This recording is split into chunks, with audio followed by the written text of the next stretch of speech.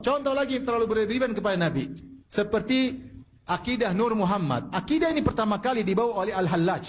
Al-Hallaj yang dihukum oleh para fuqaha dibunuh. Karena dia mengaku Allah bersatu dengan dirinya. Halla fi nafsi. Sehingga dia disalib, dibunuh di zaman itu. Dia hidup, lahir sekitar abad ketiga dia hidup. Akhir abad ketiga. Atau abad keempat, awal abad keempat. Dibunuh. Dia yang pertama bikin kaedah. Bahwasanya Muhammad Nur yang sudah ada sebelum seluruh Nabi ada. Nur Muhammad ada sebelum ada makhluk. Dia yang pertama kali bikin. Kemudian datang hadis palsu menyatakan demikian, bahwasanya Nur Muhammad berasal dari Nur Allah. Ini kan hadis palsu, syirik. Bagaimana Rasul dari Allah? Enggak. Akhirnya muncullah bid'ah-bid'ah zaman sekarang tentang bid'ah Nur Muhammad. Kata mereka, Muhammad sudah ada sebelum Adam ada. Terus bukankah Muhammad itu turunan Adam? Enggak, itu dari sisi fisik. Benar, Muhammad secara fisik keturunan Adam, tapi ruhnya, nurnya enggak. Dan semua di balik benda-benda ini ada Nur Muhammad, karena makhluk tercipta dari Nur Muhammad. Sudah ngaco-ngaco sembarang udah. Jadi mana seperti ini? Saya sudah bantah dalam tulisan khusus tentang ajaran madzhab Imam Syafi'i yang ditinggalkan, tentang keyakinan Nur Muhammad. Ya, bisa ada ceramah juga khusus tentang masalah ini. Contoh berlebih-lebihan kepada Nabi sallallahu alaihi. Aras dicipta, Allah sudah mencipta nur ribuan tahun. Ada satu riwayat 4.000, ada 12.000 tahun.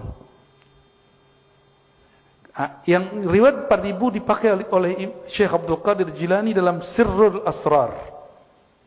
Sirrul Asrar, kitab yang favorit sekali Abah Jajan di Sukabumi dan guru beliau Syekh Abah Anom.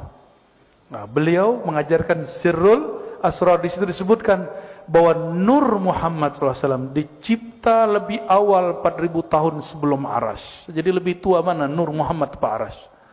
Dan Aras itu dicipta dari nurnya Nabi Muhammad SAW. Dan tolong saya kasih tahu, ini bukan bab akidah. Ini bab apa? Bab hakikah. Apa beda akidah dengan hakikah? Bab akidah untuk diyakini, bab hakikat untuk diketahui. Baik, ada pendapat yang terakhir, yang keempat, dan ini yang umumnya ditolak oleh jumhur ulama lah ya. Pendapat yang didatangkan oleh sebagian orang yang juga tidak jelas dalil-dalilnya, bahkan banyak dimulai dengan hal-hal yang palsu ya, atau dalil palsu, yaitu mengatakan yang pertama dinukil atau diciptakan adalah Nur Muhammad, sebagaimana dinukil dari sebagian orang-orang yang menyebutkan diri pada golongan sufi ya. Dalilnya adalah dari Jabir radhiyallahu anhu, bahwasanya Nabi SAW bersabda pertama kali diciptakan adalah nur Nabimu wahai Jabir, hadis riwayat Abdul Razzaq ya. Dan golongan ini meyakini bahwa Nur Muhammad diciptakan sebelum Lauhil Mahfuz, qalam, surga, neraka, malaikat, langit, bumi, matahari, bulan, jin dan manusia ya. Ini dinukil dari kitab Kashful Khafa jilid 1 halaman 302 ya. Namun pendapatnya ditentang secara keras dan dituding sebagai pendapat yang menyimpang karena dasarnya adalah riwayat yang palsu. Riwayat itu tidak ada tadi ya. Riwayat itu dianggap palsu. Hadis ini palsu dan dusta, tidak ada nilainya. Kami mendengar orang-orang sekarang mengatakan, wahai makhluk Allah yang pertama, wahai cahaya arsy Allah ya. Maksudnya Nur Muhammad. Maka apa bedanya perkataan ini dengan orang-orang Nasrani yang mengatakan Isa adalah anak Allah?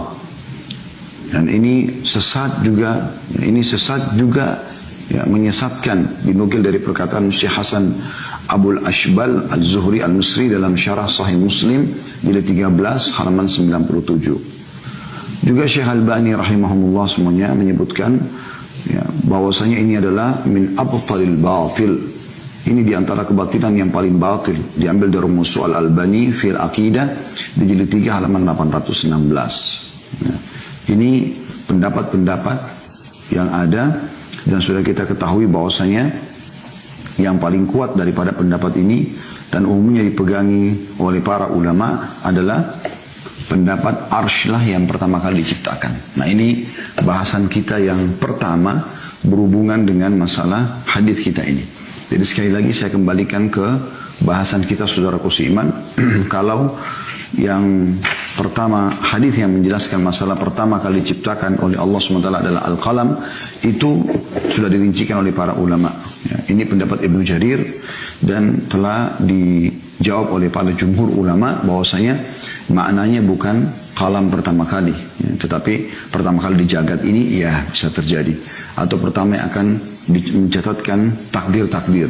Tapi banyak dalil menjelaskan kalau yang ada sebelum kalam itu adalah arsh dan air. Dan ada pendapat juga tadi yang ketiga mengatakan yang pertama adalah air, karena dilihat ada air dan arsh, ya, sebagaimana dinukil dari penjabat Ibnu Hajar. Kemudian yang terakhir ada yang mengatakan, dan ini ditolak oleh para ulama, kalau yang pertama Allah ciptakan adalah justru Nur Muhammad, dan ini sudah dibantah oleh para ulama.